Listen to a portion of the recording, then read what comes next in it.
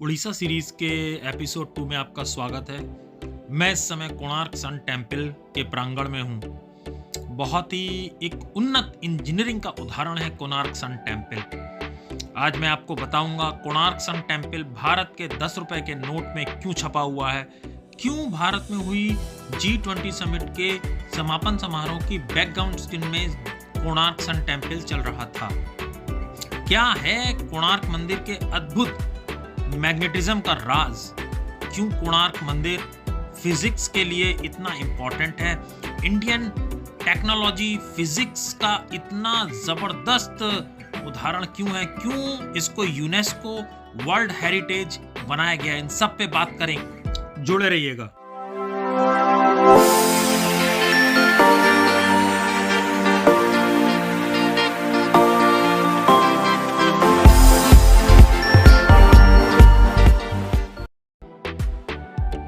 Temple को 13वीं शताब्दी में महाराज नरसिंह देव ने बनवाया था और ये गंग वंश के राजा थे। ये एक्चुअली क्या है कि एक सूर्य रथ है जो कि सन डायल की फॉर्म में काम करता है। इसमें 7 घोड़े हैं जिनमें से सिर्फ अब 2 शेष हैं। बचे हुए घोड़ों का निर्माण कार्य चल रहा है। एक आक्रमणकारी था काला पहाड़, उसने इस मंदिर को तोड़ा। इस मंदिर की खासियत यह है कि अभी तो इसे बंद कर दिया गया है, लेकिन उस समय इस मंदिर के अंदर भगवान सूर्य की जो मूर्ति थी वो हवा में लहराती थी ड्यू टू मैग्नेटिज्म। क्योंकि अगर मैं दिखाना चाहूँगा, यहाँ पर ऊपर एक 52 टन का मैग्नेट लगाया गया था। इसके पीछे एक कहानी है। 1200 कारीगरों के द्वारा 12 साल में ये मंदिर का कंप्लीट होना था। महाराजा नरसिंह देव ने जो चीफ इंजीनियर नियुक्त किए थे उस समय, उनका नाम था विशु महाराणा। विशु महाराणा जब इस मंदिर को बनाने आए तो कई कारीगर थे, 1200 कारीगर थे, विशु महाराणा के अंदर काम कर रहे थे। और उनका बेटा उस समय उनकी बीवी के पेट में ही था, मतलब वो जन्म लेने वाला था 12 साल पहले। अब मंदिर 12 साल बाद भी जब कंप्लीट नहीं हुआ, दिक्कत ये आ रही थी कि जो ये इसका टॉप देख रहे हैं ना आप, यहाँ पर एक 52 टन का मैग्नेट रखा जाना था इसी टॉप पर। ये देखिए जो सरिया आपको नजर आ रही है, लेकिन वो रख नहीं पा रहे थे 52,000 केजी का मैग्नेट। आप सोचिए क्या टेक्नोलॉजी है इस मंदिर की। और आप देखिए तीनों अलग अलग शिखर बनाए हुए हैं, अलग अलग, और ये बंद है, मैं आपको दिखा रहा हूँ। तो फिर अपनी बात पर आते हैं। तो उनका एक बेटा था 12 साल का धर्मपद, तो वो वहाँ गया और उसने अपनी टेक्नोलॉजी से उसको रख दिया।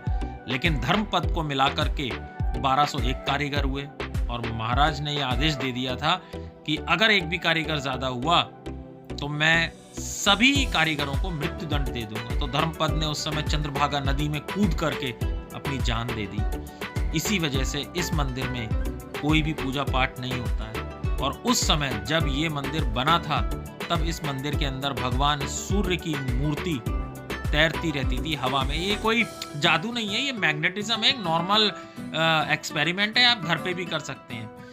तो उसके बाद इसको बंद करा दिया गया क्योंकि उस मैग्नेट का जो मैग्नेटिक फील्ड था वो बहुत स्ट्रांग था।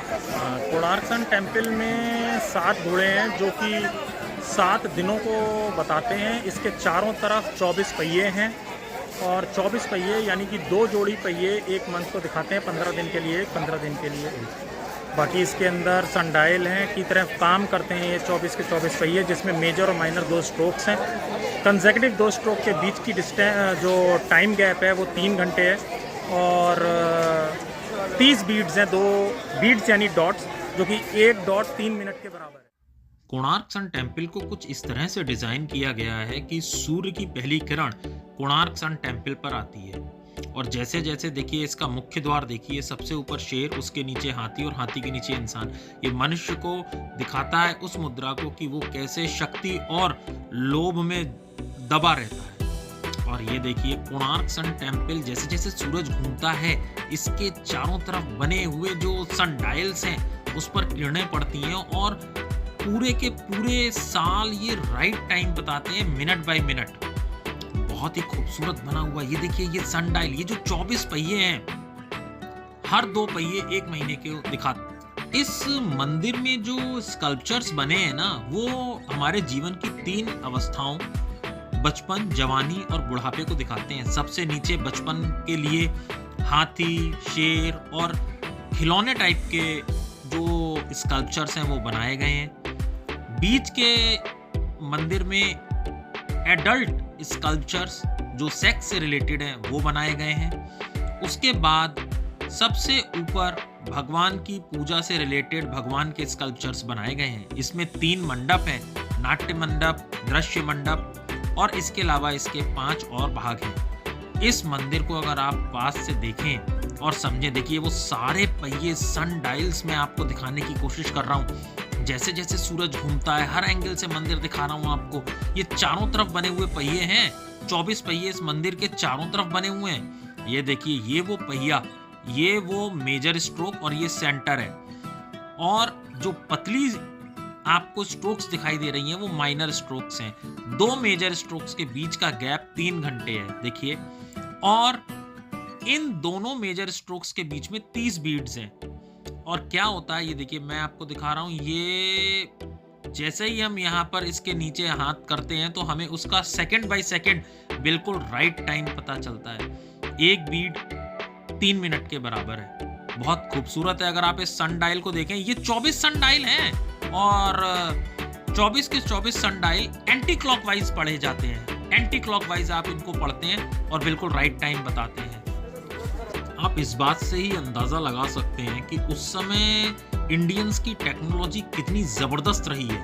ये जो ग्रिल्स देख रहे हैं ना आप, ये ग्रिल्स इसलिए लगाई गई हैं कि इस मंदिर को कोई क्षति ना पहुंचे।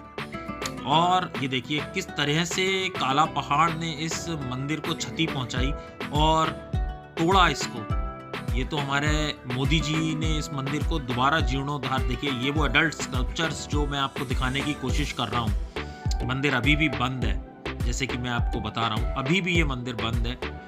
और गवर्नमेंट प्रयास कर रही है कि इस मंदिर के आसपास खुदाई करके इसके जो टूटे हुए हिस्से हैं उनको इकट्ठा किया जाए और दोबारा से उसी मंदिर को जीर्णोद्धार किया जाए। इसके लिए मंदिर में काम चल रहा है, खुदाई होती रहती है और काम चल रहा है। सामने से देखते हैं तो यहाँ पर ये घोड़े टूटे हुए हैं, 7 घोड़े थे और जो कि टूटे हुए हैं। अब काला पहाड़ ने इन्हें तोड़ा था, जिनमें से ये तो 2 घोड़े यहाँ रखे हुए हैं। ये वे हैं, इन पे कार्य चलता रहता है समय समय पे, और इनको सही करके यहाँ लगाने का ही टारगेट सेट किया गया है। इस पे काम चल रहा है। आप लोगों को ये बताने की कोशिश कर रहा हूँ, ये दिखाने की कोशिश कर रहा हूँ कि जो सन टेम्पल है ये वर्ल्ड हेरिटेज क्यों बना, क्योंकि ये साइंस और टेक्नोलॉजी का एक बहुत ही मैसिव उदाहरण है। ये उदाहरण है मैग्नेटिज्म का, ये उदाहरण है ऑप्टिक्स का, ये उदाहरण है फिजिक्स का। इससे टॉप फिजिक्स, इससे पता चलता है इंडियंस की फिजिक्स कितनी स्ट्रांग थी, उनकी टेक्नोलॉजी कितनी स्ट्रांग थी। ये देखिए किस तरह से उस समय ये पत्थर को काट करके इन्होंने बनाया और कितना प्रिसीजन है इस मंदिर के लिए। एक बार आइएगा जरूर। उड़ीसा सीरीज में आप लोग बहुत प्यार दे रहे हैं, बहुत बहुत धन्यवाद। जय हिंद, जय भारत।